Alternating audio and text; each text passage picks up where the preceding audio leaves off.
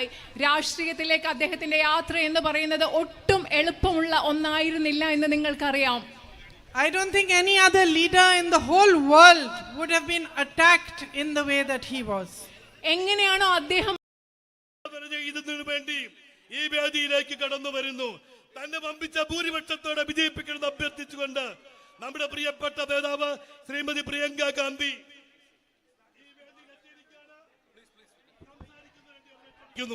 സംസാരിക്കുന്ന വേണ്ടി പ്രിയങ്ക ഗാന്ധിയെ ക്ഷണിക്കുന്നു. My dearest brothers and sisters, എന്റെ ഏറ്റവും പ്രിയപ്പെട്ട സഹോദരി സഹോദരന്മാരെ, thank you very much for being here today. ഇന്ന് ഇവിടെ വന്നതിന് നിങ്ങളോട് വളരെയധികം നന്ദിയുണ്ട്. എനിക്ക് for giving me so much love and affection. എനിക്ക് ഇത്രയും സ്നേഹവും ഇഷ്ടവും നിങ്ങൾ നൽകുന്നതിന് ഞാൻ നിങ്ങളോട് നന്ദി പറയുകയാണ്. Everywhere I go, you are welcoming me like a member of your family. ഞാൻ എവിടെ പോകുമ്പോഴും നിങ്ങൾ നിങ്ങളുടെ കുടുംബാംഗത്തിൽ ഒരാളെ പോലെയാണ് എന്നെ സ്വാഗതം ചെയ്യുന്നത്. calling me into your homes, നിങ്ങളുടെ വീടുകളിലേക്ക് എന്നെ നിങ്ങൾ വിളിക്കുകയാണ്. hugging me, kissing me, എന്നെ ആലിംഗനം ചെയ്യുന്നു, എന്നെ കെട്ടിപ്പിടിക്കുകയാണ്, എനിക്ക് ഉമ്മ തരികയാണ്. I don't think I've got so much love in my life. എൻ്റെ ജീവിതത്തിൽ എനിക്ക് ഇത്രയും സ്നേഹം കിട്ടിയിട്ടുണ്ടെന്ന് ഞാൻ കരുതുന്നില്ല. I'm going to tell my children that they better start hugging me more. ഞാൻ എൻ്റെ കുട്ടികളോട് പറയാൻ പോവുകയാണ്, അവരെന്നെ കൂടുതൽ ആലിംഗനം ചെയ്യണം, കൂടുതൽ കെട്ടിപ്പിടിക്കണമെന്ന് ഞാൻ എൻ്റെ കുട്ടികളോട് ഇനി പറയാൻ പോവുകയാണ്. Because they have competition from you. കാരണം അവർക്ക് നിങ്ങളുടെ കയ്യിൽ നിന്ന് മത്സരമാണ്. എന്നെ കെട്ടിപ്പിടിക്കുന്ന കാര്യത്തിൽ ഇനി എൻ്റെ കുട്ടികളും നിങ്ങളും തമ്മിലാണ് മത്സരം. You know, my brother Rahul loves you. നിങ്ങൾക്കറിയാമോ, എൻ്റെ സഹോദരൻ രാഹുൽ നിങ്ങളെ ഒരുപാട് സ്നേഹിക്കുന്നുണ്ട്. I can say really honestly സത്യസന്ധമായിട്ടാണ് ഞാനത് പറയുന്നത്. that you are a piece of his heart. Rahul ഗാന്ധിയുടെ ഹൃദയത്തിന്റെ ഒരു ഭാഗമാണ് നിങ്ങളെന്ന് എനിക്ക് സത്യസന്ധതയോടുകൂടി നിങ്ങളോട് പറയാൻ സാധിക്കും. I'm sure you know that his career in politics, which is now more than 20-25 years, has not been an easy one. നിങ്ങൾക്ക് അറിയാവുന്നതുപോലെ രാഹുൽ ഗാന്ധി അദ്ദേഹം രാഷ്ട്രീയത്തിൽ വന്നിട്ട് ഏകദേശം 20-25 വർഷങ്ങളായി. രാഷ്ട്രീയത്തിലേക്ക് അദ്ദേഹത്തിന്റെ യാത്ര എന്ന് പറയുന്നത് ഒട്ടും എളുപ്പമുള്ള ഒന്നായിരുന്നില്ല എന്ന് നിങ്ങൾക്കറിയാം. I don't think any other leader in the whole world would have been attacked in the way that he was. എങ്ങനെയാണോ അദ്ദേഹം ആക്രമിക്കപ്പെട്ടതുപോലെ അതുപോലെ ലോകത്ത് ഒരു നേതാവിനെ പോലും ഇങ്ങനെ ആക്രമിച്ചിട്ടില്ല എന്ന് ഞാൻ കരുതുകയാണ്. The BJP under Narendra Modi ji carried out a full campaign on social media, put a lot of resources into it to humiliate him and to publicly tarnish his reputation. അദ്ദേഹത്തെ അവഹേളിക്കുന്നതിന് വേണ്ടി, അദ്ദേഹത്തിന്റെ സത്കീർത്തി ഇല്ലാതാക്കുന്നതിന് വേണ്ടി, കളങ്കപ്പെടുത്തുന്നതിന് വേണ്ടി നരേന്ദ്രമോദിയും BJPയും മാധ്യമങ്ങളും സമൂഹ മാധ്യമങ്ങളും ഉപയോഗിച്ച് ഒരുപാട് പൈസയും വിഭവങ്ങളും ചെലവാക്കി ഒരു വലിയ പ്രചാരണം തന്നെ നടത്തുകയുണ്ടായി. Most people believed this campaign. പലരും, ഒരുപാട് ആളുകൾ ഈ പ്രചരണത്തിൽ വിശ്വസിച്ചു. Many people turned their backs on him. ഒരുപാട് ആളുകൾ എൻ്റെ സഹോദരനെതിരെ പുറംതിരിഞ്ഞു നിന്നു. But it was you, my sisters and brothers, who put your faith in him, who realized that this man is being attacked because he is standing for the truth. He is fighting for what is right. എൻ്റെ പ്രിയപ്പെട്ട സഹോദരി സഹോദരന്മാരെ, അദ്ദേഹത്തിനെതിരെ എല്ലാവരും പുറംതിരിഞ്ഞ സമയത്ത് നിങ്ങളാണ്, ഇവിടുത്തെ ജനങ്ങളാണ് അദ്ദേഹത്തിനോടൊപ്പം നിന്ന് അദ്ദേഹം സത്യത്തിന് വേണ്ടിയാണ് പോരാടുന്നതെന്ന് മനസ്സിലായി, ശരിക്ക് വേണ്ടിയാണ് പോരാടുന്നതെന്ന് മനസ്സിലായി അദ്ദേഹത്തോടൊപ്പം നിന്നത് ഇവിടുത്തെ ജനങ്ങളാണ്. You understood why he was being attacked. നിങ്ങൾക്ക് മനസ്സിലായി എന്തുകൊണ്ടാണ് അദ്ദേഹം ആക്രമിക്കപ്പെട്ടതെന്ന്. Because throughout the history of mankind, those who have stood for the truth, those who have fought for what is right, have fought a very lonely battle, and they have been attacked mercilessly by those who are deceitful and divisive. നിങ്ങൾക്കത് മനസ്സിലായി. കാരണം മനുഷ്യരാശിയുടെ ചരിത്രം പരിശോധിച്ചാൽ ആരാണോ സത്യത്തിന് വേണ്ടി, ആരാണോ ശരിക്ക് വേണ്ടി നിലകൊണ്ടിട്ടുള്ളത്, അവർക്ക് വളരെ ബുദ്ധിമുട്ടുള്ള ആക്രമണം വഞ്ചനാത്മകമായ ശക്തികളിൽ നിന്ന് എല്ലാ കാലത്തും നേരിടേണ്ടി വന്നിട്ടുണ്ട്. My sisters and brothers, I am Rahul's sister. എൻ്റെ സഹോദരി സഹോദരന്മാരെ, ഞാൻ രാഹുലിന്റെ സഹോദരിയാണ്. I know that he got his strength to walk those 4,000 kilometers from Kanyakumari to Kashmir from you. എനിക്കറിയാം, കന്യാകുമാരി മുതൽ കശ്മീർ വരെ 4000 കിലോമീറ്റർ നടക്കാനുള്ള ശക്തി അദ്ദേഹത്തിന് ലഭിച്ചത് നിങ്ങൾ ഓരോരുത്തരിൽ നിന്നുമാണെന്ന് എനിക്കറിയാം. It was your love that gave him courage. നിങ്ങളുടെ സ്നേഹം, എന്റെ സഹോദരൻ രാഹുലിന് ധൈര്യം നൽകിയത് നിങ്ങളുടെ സ്നേഹമാണ്. And he walked from Kanyakumari to Kashmir. He traveled from Manipur to Mumbai in the name of unity, in the name of love, in the name of peace. ഐക്യത്തിന് വേണ്ടി, സ്നേഹത്തിന് വേണ്ടി, സമാധാനത്തിന് വേണ്ടിയാണ് അദ്ദേഹം കന്യാകുമാരി മുതൽ കശ്മീർ വരെ 4000 കിലോമീറ്റർ നടന്നതും മണിപ്പൂർ മുതൽ ബോംബെ വരെ 4000 കിലോമീറ്റർ യാത്ര ചെയ്തതും. You are the people of Wayanad. You have a rich and deep history of standing up for what is right. എന്താണ് ശരി, അതിനു വേണ്ടി നിലകൊള്ളുന്ന ഒരു ചരിത്രം, ആഴമുള്ള ഒരു ചരിത്രം വയനാട്ടിലെ ജനങ്ങളായ നിങ്ങൾക്കുണ്ട്. Your forefathers fought for the freedom of India. ഇന്ത്യയുടെ സ്വാതന്ത്ര്യത്തിന് വേണ്ടി നിങ്ങളുടെ പൂർവ്വ പിതാമഹന്മാർ പോരാടിയിട്ടുണ്ട്. And you are an example even today of what India really stands for. India എന്ന രാജ്യം എന്തിനു വേണ്ടിയാണോ നിലനിൽക്കുന്നത് അതിന്റെ ഒരു ഉദാഹരണമാണ് ഇന്നും ഇവിടുത്തെ ജനങ്ങൾ. You have the Manakkunu temple here. You have St. Mary's Forona church here. You have mosques here. നിങ്ങൾക്ക് ഇവിടെ മണക്കുന്ന ക്ഷേത്രമുണ്ട്, സെന്റ് മേരീസ് ഫൊറോണ പള്ളിയുണ്ട്, അതുപോലെ നിങ്ങൾക്ക് മോസ്കുകളുണ്ട്. You live in harmony, whether you are Hindus, Muslims, Christians. നിങ്ങൾ ഹിന്ദുക്കളാകട്ടെ, മുസ്ലിങ്ങളാവട്ടെ, ക്രിസ്ത്യാനികളാകട്ടെ, നിങ്ങൾ ഐക്യത്തോടുകൂടി ഒത്തൊരുമയോടുകൂടിയാണ് ഇവിടെ ജീവിക്കുന്നത്. The divisive politics of the BJP has not touched your spirit. നിങ്ങളുടെ ആത്മാവിനെ, നിങ്ങളുടെ ചൈതന്യത്തെ ബിജെപിയുടെ വിഭജന രാഷ്ട്രീയം ഇതുവരെ സ്പർശിച്ചിട്ടില്ല. You have the true spirit of India within you. ഇന്ത്യയുടെ യഥാർത്ഥ ചൈതന്യം എന്ന് പറയുന്നത്, ഇന്ത്യയുടെ യഥാർത്ഥം എന്ന വീര്യം എന്ന് പറയുന്നത് അത് നിങ്ങളിലുണ്ട്, ഇവിടുത്തെ ജനങ്ങളിലുണ്ട്. And look what a beautiful place this is. ഒന്ന് നോക്കുക, എത്ര മനോഹരമായ ഒരു പ്രദേശമാണിത്. You really should be proud and you're really fortunate to be the people of Wayanad. ശരിക്കും നിങ്ങൾക്ക് അഭിമാനം വേണം. ഇവിടുത്തെ ജനങ്ങളായി ജീവിക്കുക എന്ന് പറഞ്ഞതിന് നിങ്ങൾ ഭാഗ്യം ചെയ്തവരായിട്ട് നിങ്ങൾ കരുതണം. So much natural beauty. എന്തുമാത്രം പ്രകൃതി സൗന്ദര്യമാണ് ഇവിടെ ഉള്ളത്. So much beauty of spirit. നിങ്ങളുടെ ഉള്ളിന്റെ ഉള്ളിൽ നിങ്ങളുടെ ചൈതന്യത്തിന് എത്രമാത്രം മനോഹരതയാണുള്ളത്.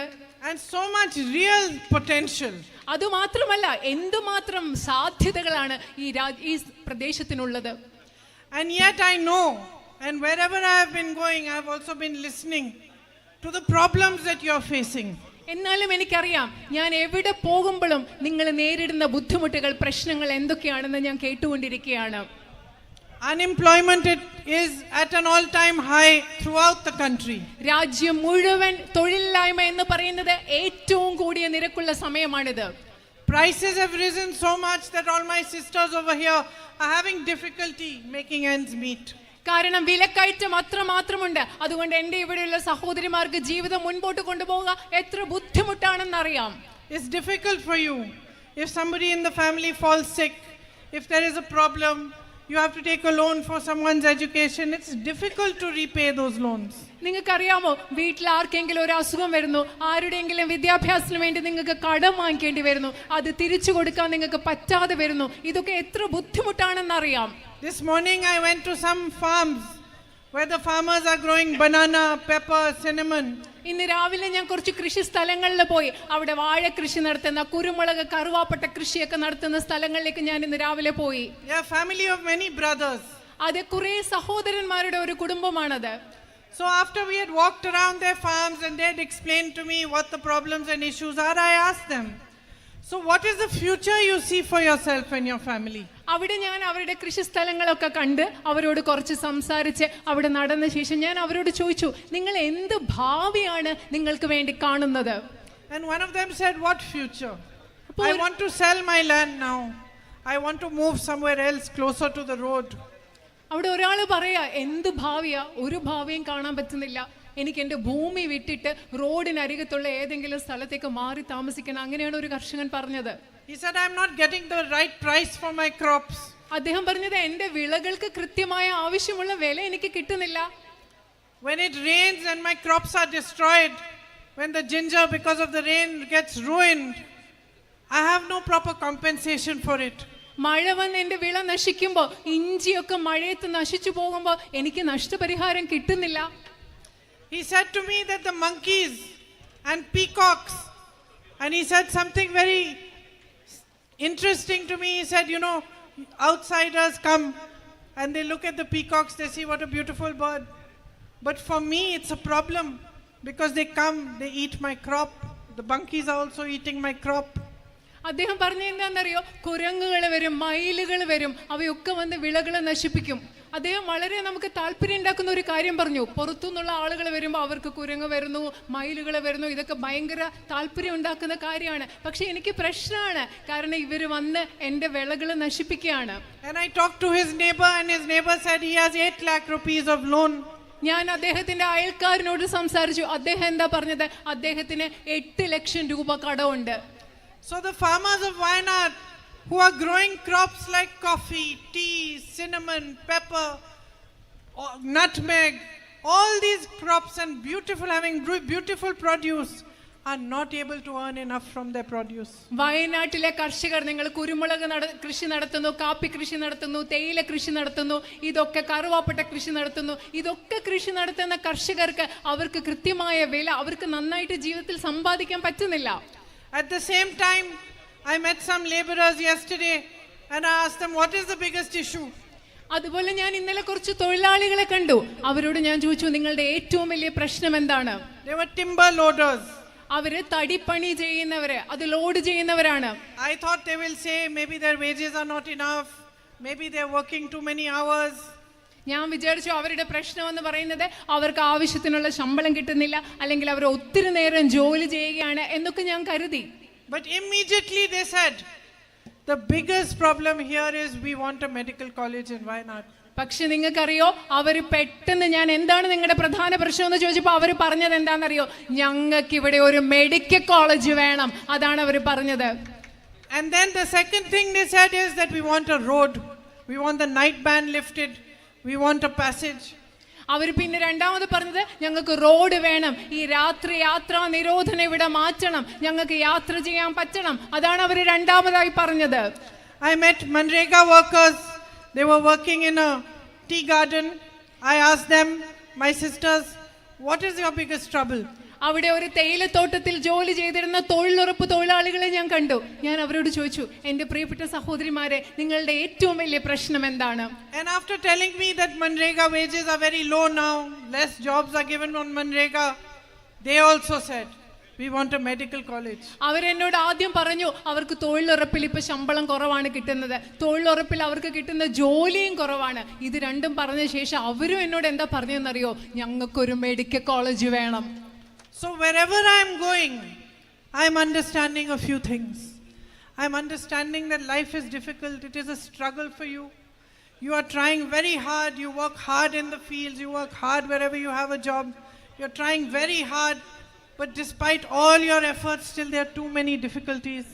ഞാൻ എവിടെ പോകുമ്പോഴും ആളുകളോട് സംസാരിക്കുമ്പോഴും എനിക്ക് മനസ്സിലാക്കാൻ സാധിക്കുന്നത്, നിങ്ങൾ ഒരുപാട് കഷ്ടപ്പെടുകയാണ്. നിങ്ങൾ നിങ്ങളുടെ കൃഷിയിടങ്ങളിൽ ജോലി ചെയ്യുന്നു, അല്ലാതെ ജോലി ചെയ്യുന്നു, പക്ഷെ നിങ്ങൾക്ക് ഒരുപാട് ബുദ്ധിമുട്ടുകളുണ്ട്. ജീവിതം മുൻപോട്ട് കൊണ്ടുപോകാൻ നിങ്ങൾക്ക് ഒരുപാട് പ്രശ്നങ്ങളുണ്ടെന്ന് എനിക്ക് മനസ്സിലാകുന്നുണ്ട്. I am understanding that there are big, long-standing problems here which have been carrying on for a long time. എനിക്ക് മനസ്സിലാവുന്നു, വളരെ കാലമായി ഇവിടെ നിൽക്കുന്ന വലിയ വലിയ പ്രശ്നങ്ങൾ, പരിഹരിക്കപ്പെടാതെ പോയിട്ടുള്ള വലിയ പ്രശ്നങ്ങൾ ഉണ്ടെന്ന് എനിക്ക് മനസ്സിലാകുന്നു.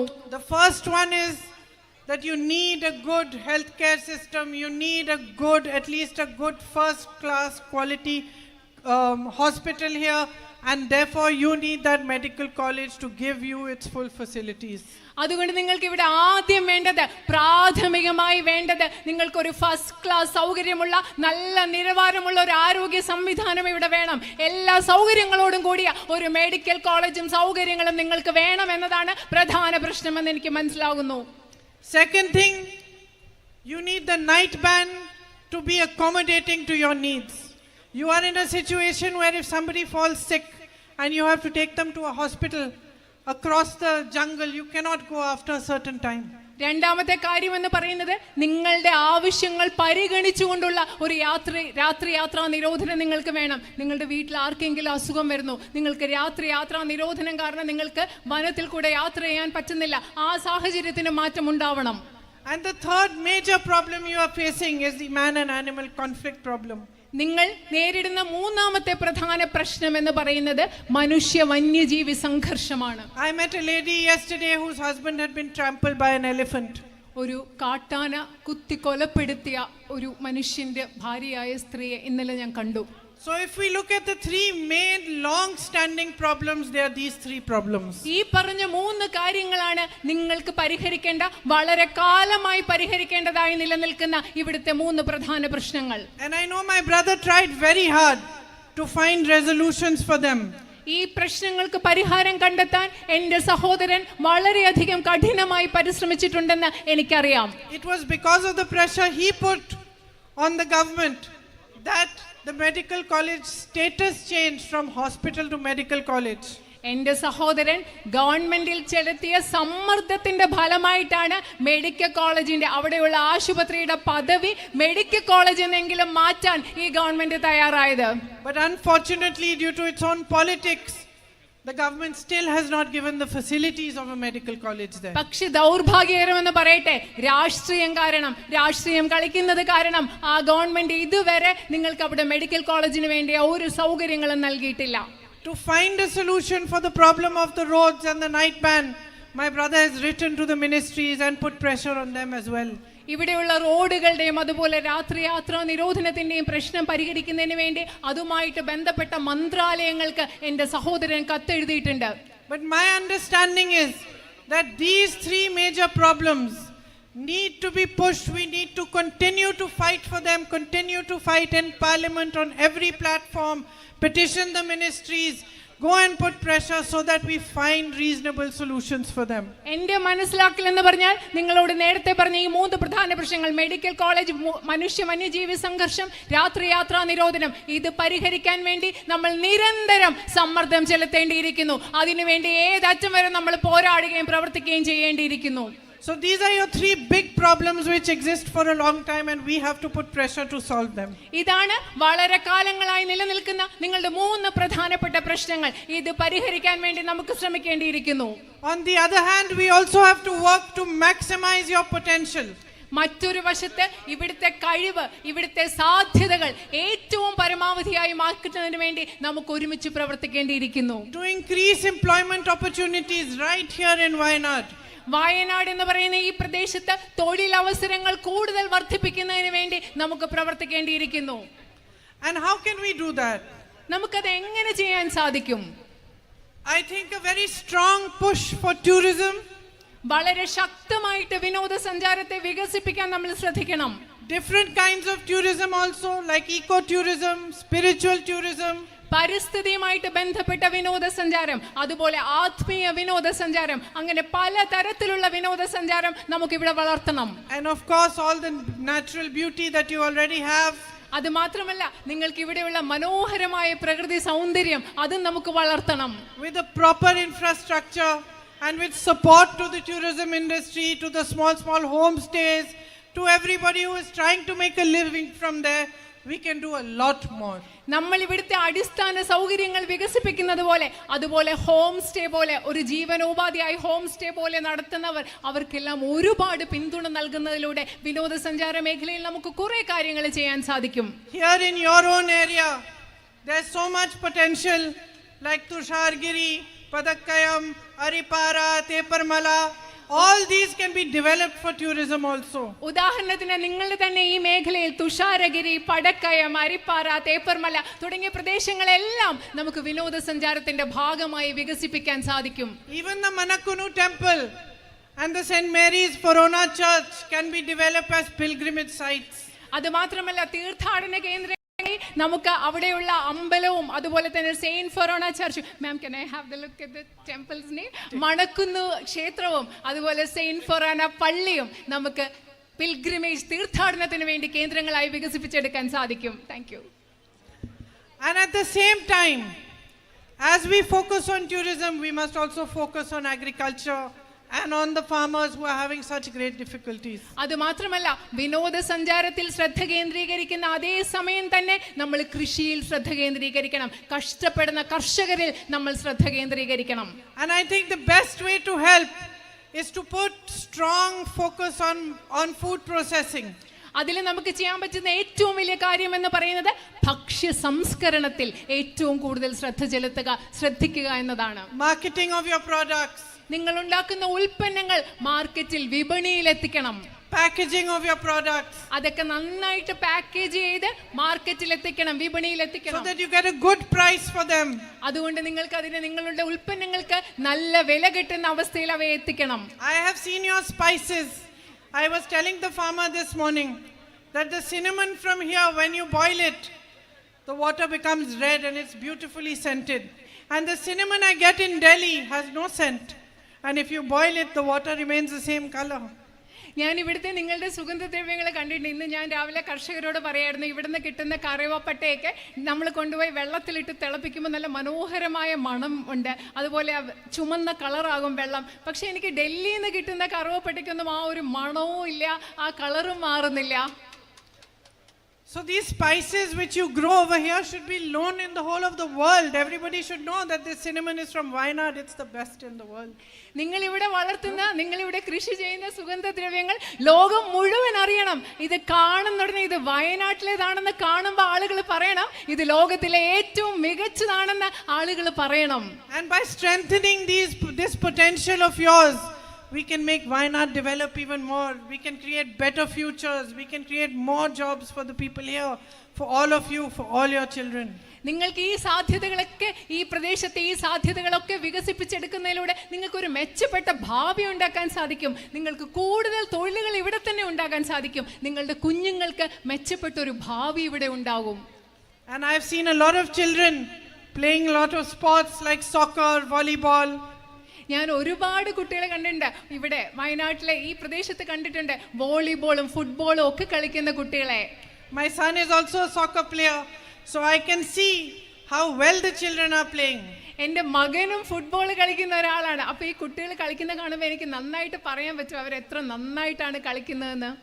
And it breaks my heart that they cannot get the same opportunity to hit sports facilities, fix the stadiums which are existing, get them into coaching programs, and have the possibility for them also to go to the best places and play with the best teams in the world. ഇവിടുത്തെ കായിക പരിശീലനവുമായി ബന്ധപ്പെട്ട സ്റ്റേഡിയങ്ങൾ, അതുപോലെ കോച്ചിങ്ങുകൾ, അങ്ങനത്തെ സൗകര്യങ്ങളൊക്കെ വിപുലപ്പെടുത്തി വർദ്ധിപ്പിച്ച് അവർക്ക് മികച്ച പരിശീലനം ലഭിക്കുന്ന ഒരു സാഹചര്യം, അവർക്ക് അവസരങ്ങളുടെ ഒരു വലിയ ലോകം ഇവിടുത്തെ കുട്ടികൾക്ക് തുറന്നു കൊടുക്കണമെന്ന് ഞാൻ ആഗ്രഹിക്കുന്നു.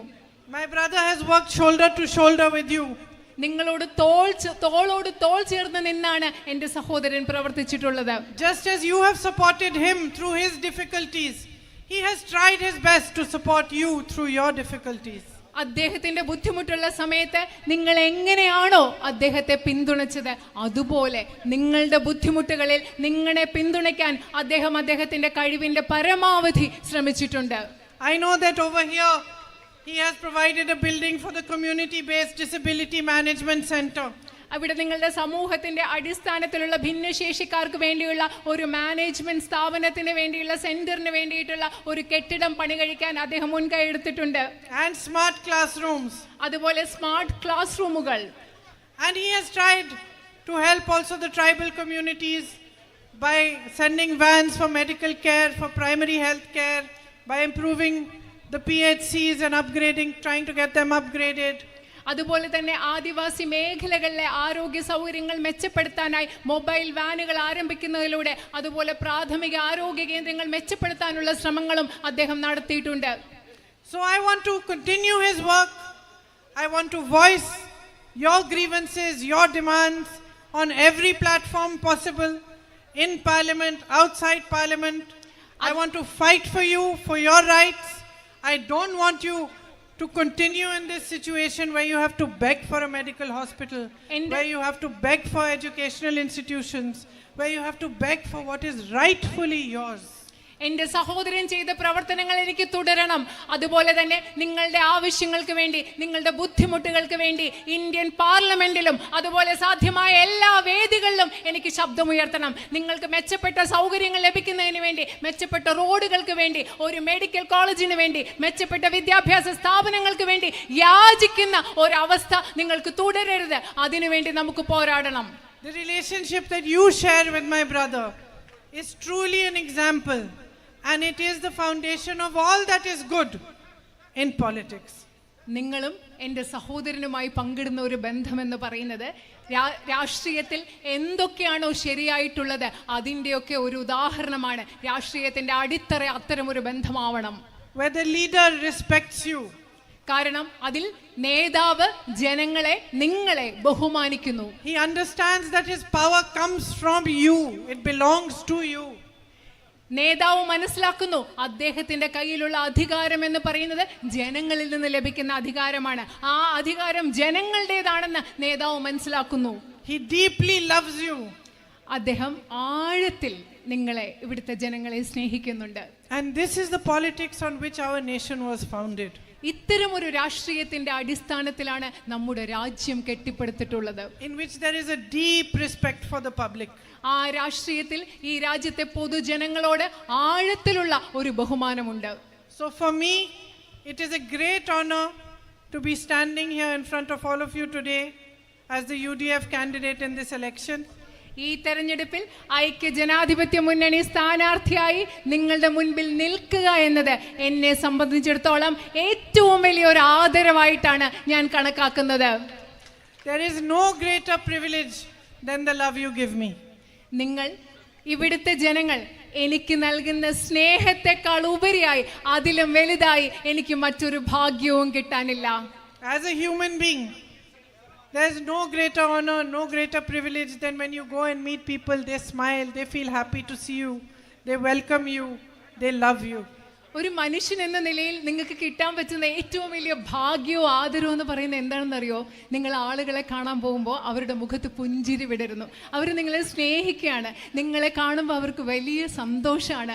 അതിലും വലിയൊരു ആദരവ് ഒരു മനുഷ്യൻ എന്ന നിലയിൽ എനിക്ക് കിട്ടാനില്ല.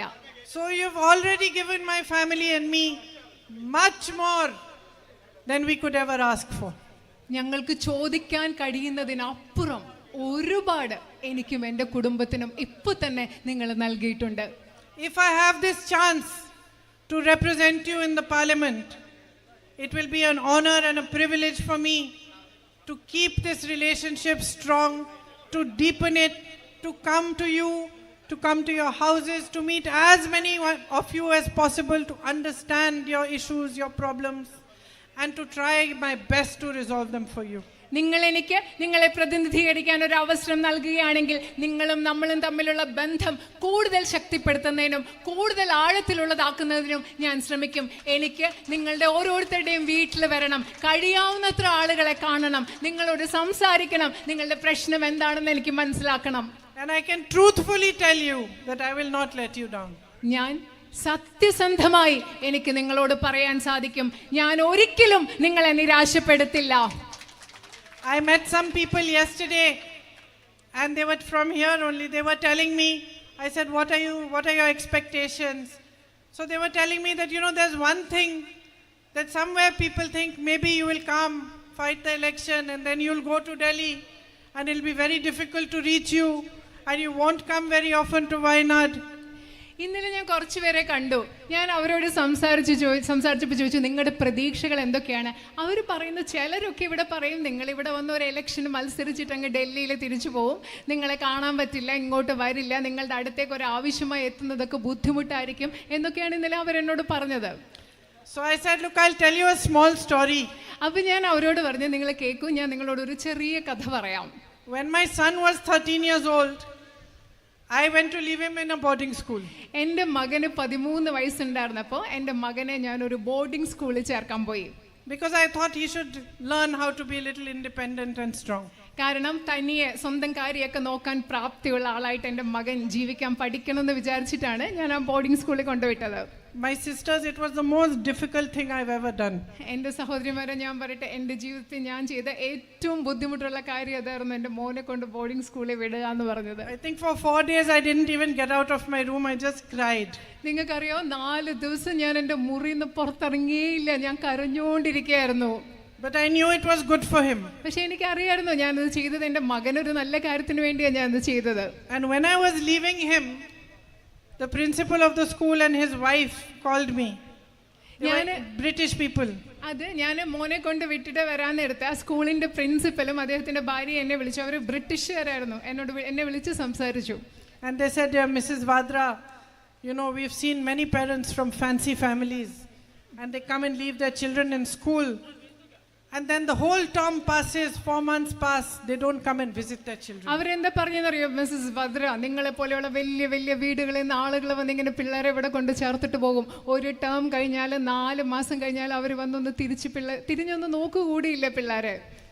So they said, we have only one request for you, that at least on the parent teacher meeting you must come. അവർ പറഞ്ഞു, എനിക്ക് നിങ്ങളോട് ഒറ്റ ഒരു അഭ്യർത്ഥനയേ ഉള്ളൂ, നിങ്ങൾ ആ പേരൻസ് ടീച്ചേഴ്സ് മീറ്റിങ്ങിനെങ്കിലും ഒരു ദിവസമെങ്കിലും സ്കൂളിലൊന്ന് വരണേ. അതായിരുന്നു അവരുടെ ഒരേ ഒരു അഭ്യർത്ഥന. Now like these people who met me yesterday, who were saying maybe you won't come to Wayanad, they did not know their customer. കാരണം ഇന്നലെ വയനാട്ടിൽ നിങ്ങൾ വരില്ല എന്നൊക്കെ എന്നോട് പറഞ്ഞ ആളുകൾക്ക് അവരാരോടാണ് സംസാരിക്കുന്നത്, ആരാന്ന് അവർക്ക് ചിലപ്പോൾ മനസ്സിലായിട്ടുണ്ടാവില്ല ശരിക്കും. By the time the 4 terms were over and my son had been in school for 4 months, again the principal called me.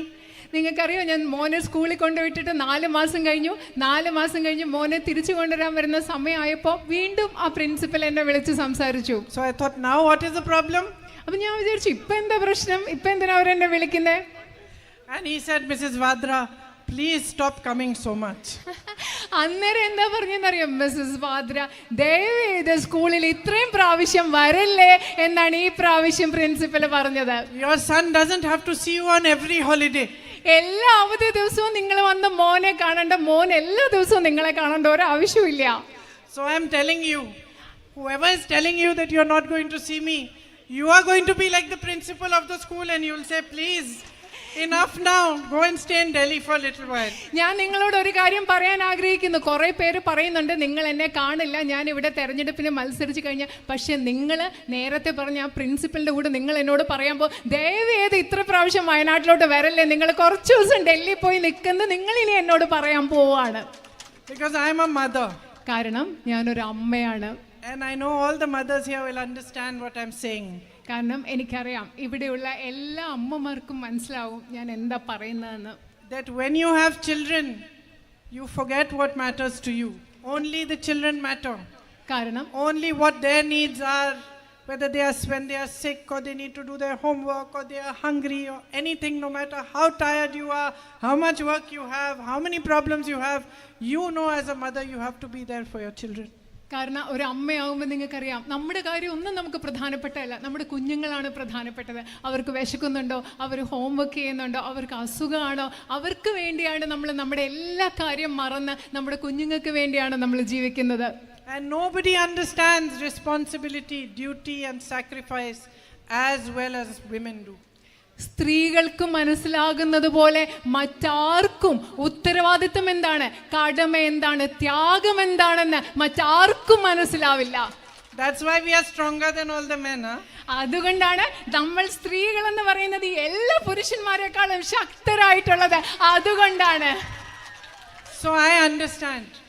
When you welcome me into your home like a daughter, like a sister, like a mother, I understand what your love means.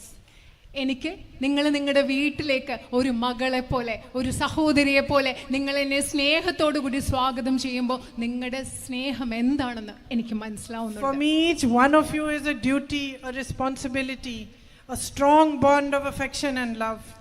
എന്നെ സംബന്ധിച്ചിടത്തോളം നിങ്ങൾ ഓരോരുത്തരും എന്ന് പറയുന്നത് എൻ്റെ ഉത്തരവാദിത്തമാണ്, എൻ്റെ കടമയാണ്. സ്നേഹത്തിൻ്റെ, ഇഷ്ടത്തിൻ്റെ ആഴമുള്ള ഒരു ബന്ധമാണ് നിങ്ങൾ ഓരോരുത്തരും ഇന്നെനിക്ക്. And I hope that you will give me the chance to be part of your happiness, part of your sadness, your troubles, to fight for you and to become your friend.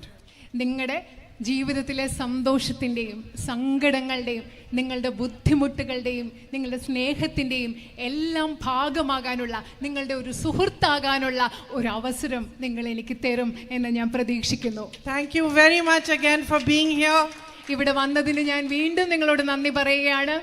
for welcoming me and for giving me so much love. എന്നെ സ്വാഗതം ചെയ്യുന്നതിനും എനിക്ക് ഒരുപാട് സ്നേഹം നൽകുന്നതിനും ഞാൻ നിങ്ങളോട് വീണ്ടും നന്ദി പറയുകയാണ്. Thank you. നന്ദി.